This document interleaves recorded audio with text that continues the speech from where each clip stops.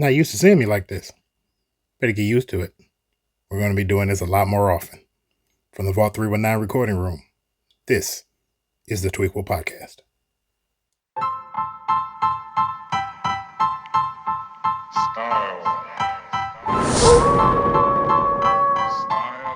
What's up, everybody? I'm Jake Alexander. Welcome to the Twee'quel Podcast. If you've been listening to me for a while, hey, I'm so happy that you decided to come on over to YouTube and see me today. But if this is your first time, hey, go over to Spotify, listen to any of the older episodes. I'm pretty sure you'll find something you like. It's been a crazy week, and as you can see, we're trying to do this YouTube thing, but I'm having fun. It's raining outside, but it's cool. It's not a big deal. Today, we are going to be going over Fallout, and I'm going to give you my first impressions of those first two episodes. The whole season is out. I'm going to watch it, and next week we'll come back and talk about the whole thing. And we're going to be talking about that last episode of X-Men 97, and what an episode it was. Trust me, it's a tearjerker for a reason, and if you've seen it, then you already know. But before we get into that, let's get to the news. So first up on the news, we're going to talk about the passing of O.J. Simpson, the NFL legend. He passed away on the 10th due to cancer, they say. He had been battling it and for, I want to say, a little bit over a year, but he succumbed to the disease. The man played 11 years in the NFL. He was drafted by the Buffalo Bills, and he played his last season for the San Francisco 49ers.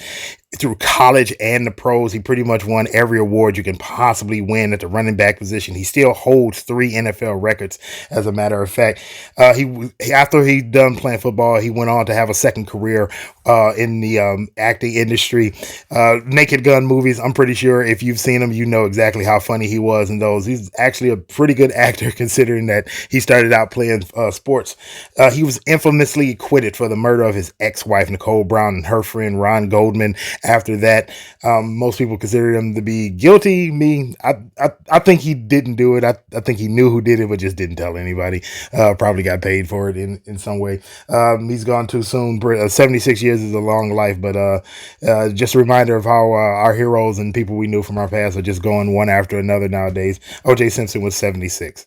So CinemaCon is over and done, and there was a ton of things to go over. Now, it is way too much to try to squeeze into this one little news brief. We're going to go over it next week in depth. I'm going to give you every single thing that I thought was really important about everything that's coming up for movies this year. Highlights from this particular one for this year. The trailers for Joker 2, which they did show there, and they did release it to the public right after they showed it. So if you want to see it, go over to the Instagram page, and you can see it there. I put it up. So if you want to see it, you can see it now. Furiosa, Mad Max Saga, a lot of hype about that one that they talked about. We got to actually see 10 minutes of the anime flick Spy Family Code White. Now, it's going to be anime. I don't know how many people feel about that. A lot of anime films are going to come out over the next 2 years. Most people that attended Anime Con, they're the older variety. They don't know much about anime, but the fact that they're doing more anime films, that's a good thing. I'm all for that. Yeah, like I said, it's way too much to break down right now. We'll go over all of that next week. Just make sure you tune in next week, and we're going to go over CinemaCon 2024 in depth. At the box office, Godzilla vs. Godzilla King Kong, third week in a row, #1 film. It is now over $367 million worldwide. The new release, Monkey Man by Dev Patel. He was the actor, lead actor, and the director and the writer for the film. It opened up to $16 million. Doesn't seem like a lot of money for opening weekend, but you got to remember, this was a labor of love for him. Most people didn't even want to back him. He used his own money and his own time in order to get this film done. So I am going to go see it. Another film I am actually going to go see, the new A24 film, Civil War. Both of those films I really got to see. As soon as I see both of them, we're going to review them, so just make sure you stay tuned for those reviews. If you are a fan of the series Heroes, well, this is going to be some really good news for you. So there is a new sequel in development. Now, we already had Heroes Reborn, but this is going to be called Heroes Eclipsed, and it's going to be set in the future after the original series. Obviously, the original creator, Tim Crean, will come back as showrunner and head writer. So he says it's going to be new Evos, new powers, a few returning villains, and new villains. Now, I can't wait. I hope really that we can get the memory of Heroes Reborn out of our head with this one. That first sequel was not really that good, but it sounds good. And the fact that Tim Crean will be back in order to do it gives me hope for it. If you're a Transformers fan, get ready to either cheer or cry or, maybe to do both. So the original 1984 animated movie is coming back to theaters May 15th, May 18th, and May 19th. Tickets are already on sale. Just make sure you check your local area to see if it's actually playing. There will be a new animated feature for Transformers. It will be called Transformers 1. Now that will be set on Cybertron and will be basically a reboot to the animated universe. There's been a ton of live action movies, and with Bumblebee and the previous Transformers movies. Now that's all been reset. Now they're going to reset the animated universe with this one. The voice cast for that one is actually really stacked. You got Chris Hemsworth, Brian Tyree Henry, Scarlett Johansson, Keegan Michael Key, sorry, John Hamm, and Steve Buscemi. That is a lot of great voice talent. And Steve Buscemi is really the one that we want to watch out for, because we don't know who his character is going to be. Those other people, all their characters have been revealed who they will be voicing. Steve Buscemi was just added in early April, right around the 1st or 2nd, and they did not say who he's going to voice. So whoever he's going to voice is going to be big, because Steve Buscemi has a very recognizable voice and he's a really good actor. So we'll see what he's going to do. We're going to have to wait until September for that one, though. So we got the 1984 film and all the other properties to hold us over until then. So we're going to end the news today talking about Teenage Mutant Ninja Turtles: The Last Ronin. Now, if you are a fan of that comic, which was fantastic, was probably my favorite comic that year when it came out, you're going to be happy about this. The comic itself is getting a live action film. Now, Paramount Pictures surprisingly has announced that they have one in development already. So that's going to be good. It will be live action, and it will be R-rated. Now, those are the two most important things. We haven't seen a live-action TMNT movie in quite a while, and the fact that this one is going to be R-rated as well, it fits, because if you've ever read the book, you know it needs to be R-rated. It could not be PG-13 or anything else. The comic run was a huge hit when it came out. It's a thrilling read. If you haven't read it, read it. Head to your local comic book store, buy it. I guarantee you, if you are a Teenage Mutant Ninja Turtle fan in any way, large or small, you are going to absolutely love that story. They also have a video game for it in development. It will be developed by Black Forest Games and published by THQ Nordic. Trust me, both of those, the game and the movie, I guarantee you they're going to be hit. Once you read the comic, there are 2 follow-ups to it as well: The Last Ronin, The Lost Years, and The Last Ronin 2 Re-Evolution. So make sure you hit the comic book stores, buy all of those, and I guarantee you will not be disappointed. That's all the news for now. Don't forget to check the Instagram page at @the_Twee'quel_pod. It's just random stuff over there, but more news and trailers whenever we get around to them. I'm going to take a break, grab me some more coffee. When we come back, we're going to talk about Fallout. If you want to scare your favorite gamer, use these words about his or her favorite video game: live action adaptation. Guaranteed they'll go scurrying into the hills in either horror, angst, or just straight rampage. Because see, for every Detective Pikachu, Tomb Raider, or even Rampage, you have Mortal Kombat, Prince of Persia, and Street Fighter. You notice I didn't tell you which of those sets that I actually liked. Tell me in the comments and I'll tell you if I actually like the movie or not. Now, the good news is that adaptations have been fairly good to great lately. Werewolves Within was a great horror comedy. Halo has its bright spots, even though they can do better. And the Sonic franchise is in its 3rd movie, so obviously people are starting to love them. But now we have the Fallout series on Amazon Prime. Now, I have some good news and I have some bad news. Now, first, the good. If you're looking for a port over from the games into this live action adaptation, then you're going to get it. The look, the feel, the tone, the scope, it all fits the games. Now, this is not a story from one of the games. This is a new story set in the same universe, but it still works.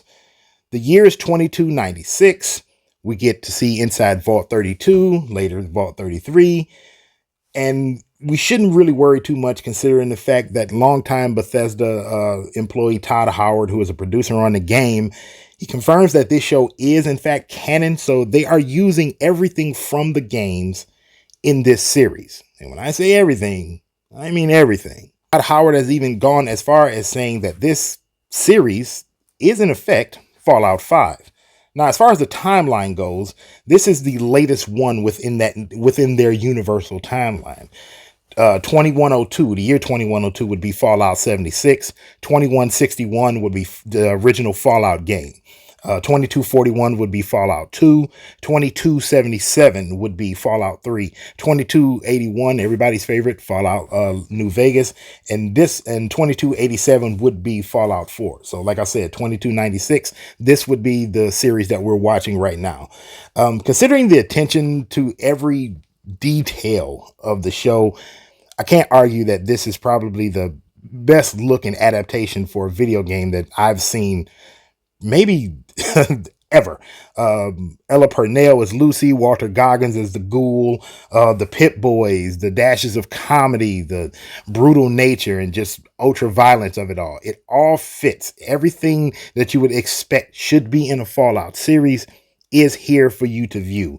Now, my only concern is that this first season so far has been a success. There has been rave reviews about it, but I'm wondering, will we actually get a second season at all? It costs a ton of money for Amazon Prime to produce a series like this.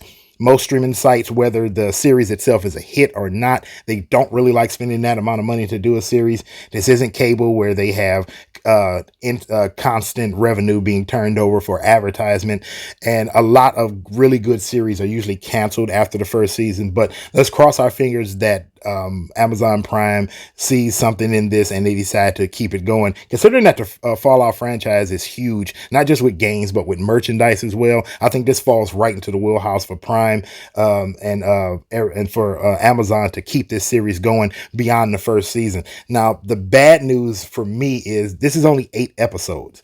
I have been championing that streaming sites do 10 episodes per season minimum for the longest time. But I think this is still within the realm of they don't want to do too many episodes because then they have to pay actors and writers so much more, especially with the new bargaining agreements after the 2 strikes.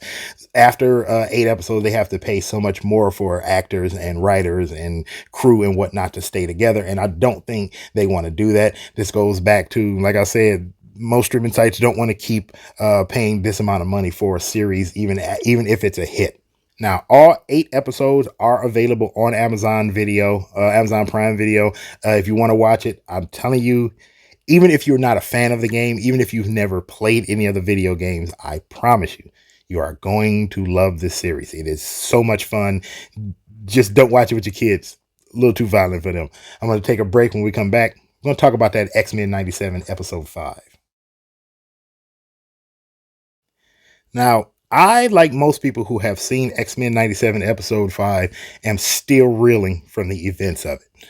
So if you haven't seen it, we're going to delve into a handful of spoilers and Easter eggs. So if you haven't seen it yet, go watch it, come back and listen to this. And I promise you, you bring some tissue because it's a real tearjerker. Now, like I said, I'm still reeling from it because of the events of it. I know the events aren't going to stand the way they are because the X-Men universe is way too important, especially going into this new era of the MCU. And a lot of this episode does tie into the MCU, but we'll talk about that in the Easter eggs.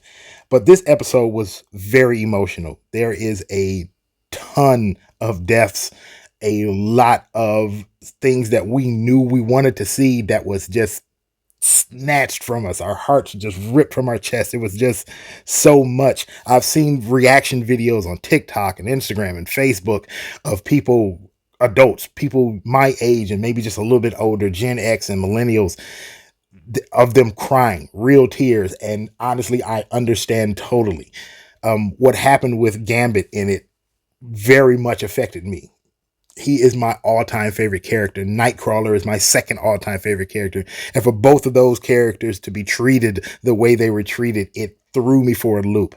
Never in all my years did I expect X-Men, an animated X-Men, to show the amount of violence and depth of emotion.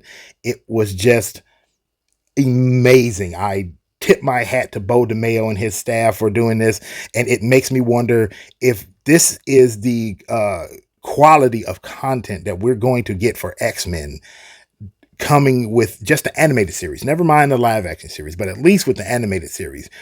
why did they fire Bo DeMayo? Now, they didn't actually say they fired him. The term that they used was that he and Disney parted ways, which to me says that they asked him to leave. They gave him no choice, and he just said, well, I'll just go. I won't argue about it. But I believe that perhaps, unless there is something criminal behind what he did, right? Unless there's something highly immoral, which would be criminal. Unless there's something like that, then I think Disney need to hire him back and allow him to run this show beyond the second season, which they've actually already finished, and they've now greenlit a third season. Because to me, if what we see in the later episodes, if it does not bring the same amount of emotion and quality as to this, then this series will fail, much like the franchise of movies have done until the later years with Logan and like Days of Future Past, to say. Now, if you've seen the episode, we already know that Genosha is being admitted to the UN. Magneto, Rogue, and Gambit, they journey to the island of Genosha, which is a mutant safe haven, to greet the delegation, and while the rest of the team stays back at the mansion to be interviewed by a television station. Now, all is well until all hell breaks loose and the celebration at Genosha turns into nothing less than a genocide. Now, many mutants are killed, including Callisto, who is a former leader of the Morlocks, Leech, Emma Frost, and Magneto, and of course Gambit. Who winds up sacrificing himself in the middle of the battle in order to destroy this giant rampaging sentinel called a Wild Sentinel. This episode was very dark. I've never seen any episode of the X-Men be this dark, period. Not in the old series, nothing of the new, not even the films were this dark and this emotional. Now, everyone that has seen it has said the same thing. Best episode maybe ever for an animated X-Men show. And honestly, I'll go a step farther. If you take all of the X-Men animated shows, all of them, take all of their animated films, put them in a pile, and say, pick your best moments out of it and give me your top 5, say. I would say at least 4 of the best moments in all of Marvel animated history come out of this one episode. That's just me. If you don't agree with me, I totally understand, but that's just where I stand. That's how powerful this episode was. Powerful writing, powerful animation, the acting, the voice acting by everybody involved. Top notch. Like I said, I tip my hat to Bo DeMayo and his entire staff. And speaking of Bo DeMayo, remember he was fired the week before the premiere of this series. Now, that was strange to say the least, of him just being fired, but he hasn't said a single thing since they parted ways. But this one episode, the reactions to it actually brought him out of hiding, and he spoke for the first time. I'm going to read I'm going to read a paragraph of something he wrote. It was a very long post that he put up on his on his Twitter. I'm not calling it X. He said, and I quote, "Episode 5 was the centerpiece of my pitch to Marvel in November 2020. The idea being to have the X-Men mirror the journey of any of us who grew up with the original show and what we have experienced being kids in the 90s. The world was seemingly a safer place for us, where a character like Storm would comment on how skin-based racism was quaint in the episode One Man's Worth, the season 4 opener for the original X-Men animated series. For the most part, to our young minds, the world was a simple place of right and wrong, where questions about identity and social justice had relatively clear-cut answers." Now, those are powerful words from a powerful man for a powerful episode. If you want to read the whole thing, like I said, it's Bo DeMayo. It's on his Twitter. Read the entire thing. It is very long. I don't want to really go into the entire thing. Like I said, this is a very dark episode, very powerful in everything it does. Believe me, we could pick this apart for days. That's how many Easter eggs, and that's how many one-liners and emotional connection, how much emotional connection we actually got from this series. But we don't want to do that because it'll take literally days for just this one episode. That's how good it was. So we're going to shake off as much of the doom and gloom as we can. And I want to dig into some of the Easter eggs that I found, or at least the top Easter eggs. I won't go into all of them because to my count, there's literally about 100 Easter eggs with mutants that appeared in this and things from the original episodes. That showed up in this one is just a lot, and I can't not go through all of them. So I'm just going to go into my top maybe 10 right now. And I'm also going to tell you what they can mean going forward, because a lot of what is happening in X-Men 97 is that we see things in one episode and it foreshadows things into the next episode. And thus far, if what we're foreshadowing this episode comes down the line, we are going to have one hell of a time with the rest of this season and next season for absolute sure. So first off, the title itself, remember, it is a callback to the infamous line that Gambit spoke in the original series, season 2, episode 13. The title of that episode was Reunion. He literally, he's in the middle of a fight, charges up a card, and he tells the bad guys that he's fighting, the name's Gambit. Remember it. Now we get that exact same line with a little bit of a twist at the end when Gambit sacrifices himself, but we'll get to that Easter egg later. Added to the opening credits, which they have been changing the opening credits every single episode, but added to the opening credits this week, we see Cable fighting Apocalypse, which was from season 2, episode 8, Time Fugitives Part 2, and we see Callisto fighting Storm, which is from season 1, episode 5, Captive Hearts. Now, that's more proof that when they do change the opening credits, that means there's something in that episode and the next episode that you need to look out for, especially the fact that we see Callisto in this episode and she winds up being killed in that attack on Genosha, which means that we're going to see Apocalypse either the next episode or somewhere down the line before this season is over.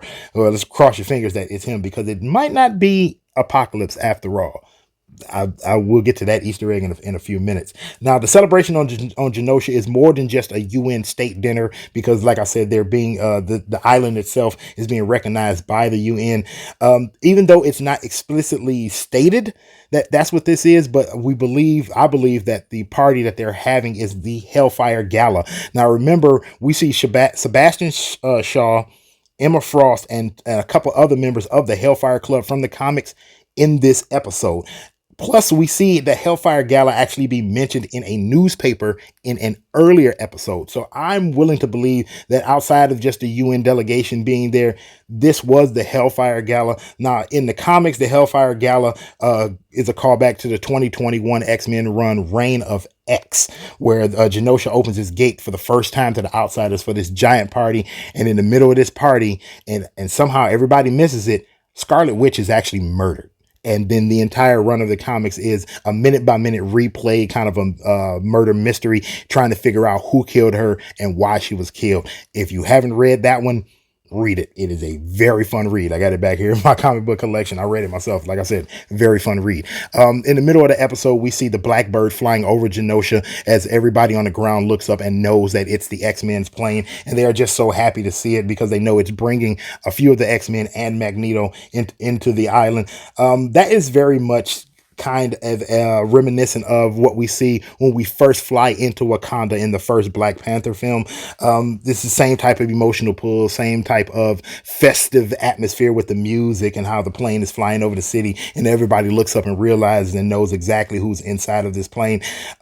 This sovereign nation is also attacked by outsiders, just like Black Panther 2. So I'm pretty sure that's all emotional pull to set up what happens later on in the episode. Magneto and company, when they touch down, they're greeted by Dr. Valerie Cooper. Now, she is the same one that was part of the UN delegation that tried Magneto in the second episode, right when it was attacked and Storm wound up losing her powers. She is always around when something bad happens, right? So I'm starting to believe that perhaps this isn't actually the real Dr. Cooper, the one that everybody is actually cool, that the X-Men and few mutants are actually cool with. This could be Mystique, or even worse, this could be Cassandra Nova. Now, Cassandra Nova is Professor Xavier's evil twin that you didn't know about for a long time, but we found out about that in comics. It could be Cassandra Nova. That's a big possibility. Number one, they've already said that she was supposed to show up in this series at some point. So if they said she's going to show up, now would be a good time for her to make herself known, especially after this attack. And in the comic books, the comic storyline E for Extinction, it is Cassandra Nova who sends this monstrous kaiju looking sentinel, which is exactly what's in this episode. She is the one in the comics that sends it to Genosha in order to murder everybody on the island.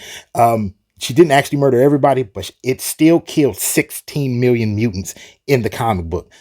That should tell you something. She is completely evil down to her core. And considering the fact that most of what we've seen so far in this run of the X-Men series, it is adapting E for Extinction into the series.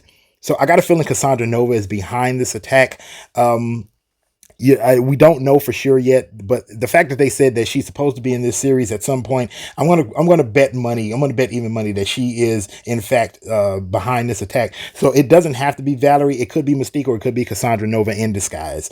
Our next one is that one of the mutants we see in the marketplace is in fact Dazzler. So this is goes back to when we saw Mojo talking about, oh hey, I was trying to get Dazzler instead of Jubilee and Roberto inside the video game, but she had a different gig. So this is more than likely the gig that he was talking about. But this is also still more proof that we will probably see Dazzler in Deadpool 3, and it will more than likely be played in a cameo by Taylor Swift. I've said it before, I'll keep saying it. I'm okay with Taylor Swift doing a cameo as Dazzler. It's fine. She's a fun character. She's actually really powerful, considering she can turn sound waves into light energy. But the fact that you have a pop star playing a pop star mutant inside of this movie, don't go over the rails about it. That's actually a really good idea. But yeah, that's more proof that things that we see in the stories and one-liners, you got to pay attention when you watch X-Men 97. Things that get said wind up being paid off in the next episode, which, by the way, and I'm just putting this together, when everything in the MCU was at its best, that's when you had all of those payoffs without actually explicitly stating we're going to pay off everything we're doing here in the next film. They just did a good thing, a good movie, and then they just gave you the payoffs later on in something else. Marvel needs to get back to that, especially now. If they go back to that formula of just doing good standalone films and connecting them, and I've said this before, just connecting them with after credit and mid credit scenes and little bits of dialogue here and there, that's all the connection you need. You don't need some gigantic sweeping connection in order for these films to go together. And I think if they get back to that, I think they'll do fine going into the future. We get to see Moira McTaggart actually on. She's part of the Krakoan of the Genosian ruling council here in the series. Now, in the Krakoan arc inside of the comics, Moira McTaggart is revealed that she's actually a mutant. She isn't just somebody that Professor Xavier was in love with, but she's actually a mutant who has the ability to reincarnate herself after she dies and maintain all her memories from her past life. That's another connection to the comics run, and who knows, that actually might not be Moira McTaggart as well. It could be Mystique again, because she's not really in E for Extinction, which is what this is heavily adapted from, I should say. So if that isn't Moira, it could be Cassandra Nova in disguise. It could be Mystique. Mystique not appearing thus far is the reason why I keep bringing her up. I think she's going to pop up somewhere along the line. More than likely, I would say in the very next episode, so I definitely can't miss it. During the gala party, the fireworks in the sky, when you really look at the sky, there's a face there, and everybody caught this. I think everybody caught this almost immediately when this episode dropped. Now, the face that you see is Uatu, who is a Watcher.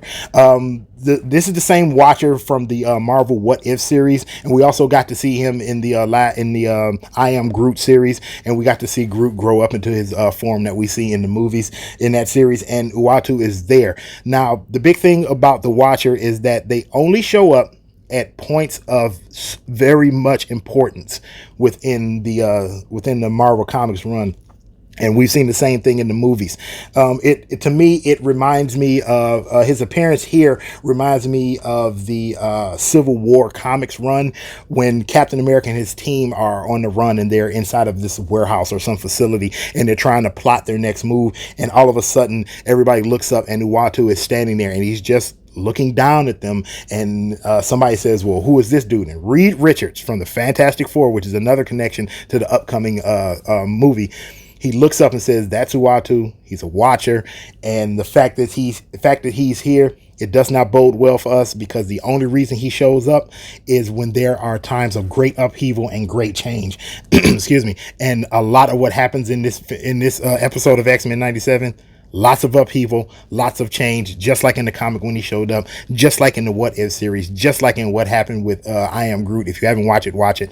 The fact that he's in this series ties this series to everything in the MCU, the live action MCU, which means that he's been watching them for the longest time, not just in this series, that he's been watching everything that has gone on in this universe for some time. And he's looking for a Nexus event to figure out what is going on and how he can, not so much help, but maybe direct, because in the comics, in the Fantastic Four, it is Uatu who shows up and warns Reed Richards and the Fantastic Four that Galactus is coming. It was all too late, because Galactus actually gets here and they have to do battle with Silver Surfer and Galactus, but it is the Watcher who shows up ahead of time to try to warn them that he was coming. So there's another connection to the Fantastic Four and the comics. I can't wait for that film to come out. It is going to be set in a retro futurist version of New York, not the future. The 60s, almost kind of what like Fallout looks like. Another great connection. If like I said, if you haven't read the Civil War comic series, where have you been? It's been out quite a while. Please do read that. Read up on the Watcher. Go watch the What If series and see how he operates. Fantastic character, by the way. That's seriously. In the comics, the Watcher, like I said, only appears when things are really going crazy. So the fact that we actually get to see his face here, that was not accident. That wasn't just a cameo. This is to connect, like I figured they were going to do. This is to connect everything inside of X-Men 97 to the larger Marvel universe. We got another connection to Loki that we're going to discuss in a few minutes. Now, later on in the gala, we get to see Cable, Nathan Summers. This is the child between Madeline Pryor and Scott Summers. He is a time traveler from the future. Remember, he got sent to the future with Bishop in order to cure the techno-organic virus. So obviously, he got cured, and here he is. He's trying to warn everybody to get out because, quote unquote, he's coming, not she. So he's maybe not talking about Cassandra Nova, but maybe he's talking about Apocalypse. But again, we've already seen them adapt bits and pieces in and out of other storylines. So it may not be Apocalypse. It could be Mr. Sinister. We don't know who he is. We'll have to wait until the next few episodes to figure it out. That he also could be an android named Bastion. He's a future android who is a mix between the Sentinel Nimrod, look that up, and the present day Master Mode, who created this wild Sentinel that we saw attacking Genosha. Bastion is seen twice actually in this series already. Go back to when Forge is talking to Storm and he's showing her pictures of his old life. There's a picture where one guy is covered up. He's wearing a black suit and it's Forge, and there's another guy with white hair that he said he worked with before he went on a run himself and on his journey of enlightenment. The guy in the black suit whose face is covered up by part of the picture, by the other picture in the book, that's Bastion. That suit that he's wearing is the suit that Bastion always wears because, again, he's an android. He doesn't have to change his clothes, right? But we also see early on this figure walk in front of the camera when they first show up in Genosha before the attack, and there's a white hair with a part in it. That is Bastion's hair. That is Bastion's part. He always wears his hair the same. I got a feeling that Bastion may appear in this one and be part of the problem that everybody's experiencing in X-Men 97. He could actually be the one that they adapt into this, who sent the Wild Sentinel, because he's also from the future, Cable is from the future. So that's the connection to why Bastion could also be here. It's a lot of people who could be the main villain. It is so many. So we're just going to have to wait to see what we actually get. Finally, we come to the attack. The attacking kaiju, this gigantic three-headed sentinel. Now, a lot of people are saying it's the Wild Sentinel. Now, that is true. The look of it, the function of it, dropping all of these regular sentinels down to the ground. It is very much exactly like the comic book run for E for Extinction. If you see that in the comic and see this, you can see that they are exactly the same. So I can't really argue with it. But to me, it may not just be the Wild Sentinel that they use out of the comic for this. It also could be the Tri-Sentinel, which was created by, of all people, Sebastian Shaw and Loki. Now, the reason why I say this, now just hear me out. The reason why I say this could actually be the Tri-Sentinel. Number one, 3 heads. Never mind the body. It's 3 heads. The one in the comics had 3 heads, and it's firing this weird sounding green beam, right? Which is exactly like the Tri-Sentinel from the comics. Imagine if that's what this is, that Sebastian Shaw actually in some way helped create this by accident. And with Loki, it was never used, but then Cassandra Nova or whoever the bad guy for this got their hands on it and decided to use it. It's a stretch, I know, but that's just something I saw.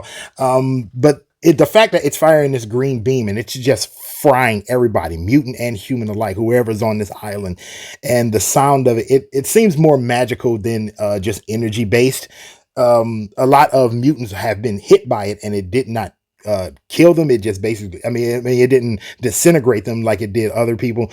That's why it seems more magical to me. It could be that they're using the Tri-Sentinel and the Wild Sentinel and putting their power sets together. And this is all just a theory. But like I said, it is a theory, but we'll see in the end what happens. And at the end of the series, at the end of this episode, we're crushed by the devastation that we see around us. So many mutants killed, so much destruction to this island. The statues of Magneto and Professor Xavier that stand at the vanguard of the island to welcome everybody in, they're destroyed. It is just carnage untold. And what we see at the end is we get to see Rogue finally being able to touch Gambit. And the only reason she's able to do it now is because Gambit is in fact dead right after he destroys this thing, this gigantic monster, by getting himself impaled by it and holding on and charging up and using the words that we have all come to realize that is just probably the greatest Gambit line we will ever hear. The name's Gambit, mon ami. Remember it. And that's what we're going to have to do. We're going to have to remember it because Gambit is my favorite character. I'm so happy. It's about time he got some more shine. They've put so much effort into raising up characters like Wolverine and Jean Grey and Cyclops. Pretty much every X-Men character is great in his or her own right, and they need some more shine. This series is definitely putting more shine on them. The last thing we see in this episode is, like I said, Rogue finally holding his lifeless body. He'll never get to know that she chose him over Magneto from the earlier episodes, and that she finally gets to touch him. And she says the infamous line, "Sugar, I can't feel you." Seriously, those words, "Sugar, I can't feel you," they are right up there to me in the MCU now with "I love you 3000," or I can do this all day, right? Just infamous lines that are just going to live on forever. Those words, "Sugar, I can't feel you," are reminiscent of Wanda saying it to Vision when she touched his lifeless body. And it's also a callback to an earlier episode after Storm lost her powers and she reached out her hand and said she couldn't feel the breeze, meaning she couldn't feel her connection to nature like she usually could when she had her powers before they were stripped from her. This episode was just so emotionally taxing. Fantastic episode. Maybe the best thing we've ever seen animation wise from Marvel. That's just my opinion. If you disagree, I totally understand. But to me, this is the best thing we've seen from Marvel animation wise thus far. Whatever Bo DeMayo did for them to part ways, as long as it's not criminal or highly immoral, which alludes to it being criminal, whatever it is, if it's something just off the top of my head, if it's something that has to do with just personal opinion on how things should go, I think Disney needs to take a step back, see what they have on their hands and say, hey, if he's not doing anything criminal or highly immoral, let him run this series. He's doing such a great job thus far. The fact that this series has exploded the way it has across the internet, even among people who are not fans of the MCU or comic books at all, just because it's written that well and shown that well, that says that he should be running the show well into the future. And Disney, please don't don't scrap season 3. We got 1 and 2. If you're going to do 3, do 3. Just, in my opinion, bring Bo DeMayo back. I'm going to take a break. When we come back, it'll be time for the last call. That's it, and that's all. It's time for the last call. I want to thank each and every single one of you for hanging out with me this week. You could have been doing anything, but you decided to tune into this Twee'quel Podcast, and I appreciate every single one of you that decided to walk on over here and watch me over on YouTube or just listen to this over on Spotify. I truly appreciate every single one of you to doing it. This our last call. Whenever we do the last call, if this is your first time, we always have a weekend watch list. It's going to be real simple this week. We have usually 4 things. We usually have a nostalgia pick, animation pick, a film pick, and a series pick. So these are all going to rotate in and out every week if you've never seen us do this before. So for this week, our nostalgia pick will be the film from 1976, a movie called Network. Now, if you've never seen the film, it is a really good movie. You need to watch it, especially there's a specific speech in it, and when you hear it, you'll know exactly what I'm talking about. Our animation pick, I'm going to have to rewatch X-Men, all of it. All 5 episodes that they've already put out, I'm going to watch them all back to back to back. That last episode broke me. I'm not even kidding. It is just that good of an episode. I'm going to have to rewatch it and relive it. Our film pick, Naked Gun. With the passing of O.J. Simpson, I think it's about time I watch this film at least one more time. I have not watched it in a long time, and I know I love the film. I laugh every time I watch it, so I'm going to have to watch it this week one more again. And our series pick, for this week is going to be Fallout. I'm going to watch the entire series. I'm going to go back and watch the first 2 episodes again and watch them all the way through back to back. I'm just going to spend the entire day, probably Sunday, and watch them all. The next week, we're going to come back and talk about the entire series. It is a very good series so far. Trust me. Everything I said earlier in my first impressions, I meant that truly, and now I get to watch the entire series. I got a feeling I'm going to be in for such a treat. That's it, and that's all. It's time for us to go. Then don't forget, if you're feeling like you are alone and you need somebody to talk to, you're never alone. Pick up the phone, dial or text 988. There's always somebody there. We say that every week, and I mean it every single week. And we're going to end this episode the same way we end every single episode. God bless. I love you. And peace. See you next time.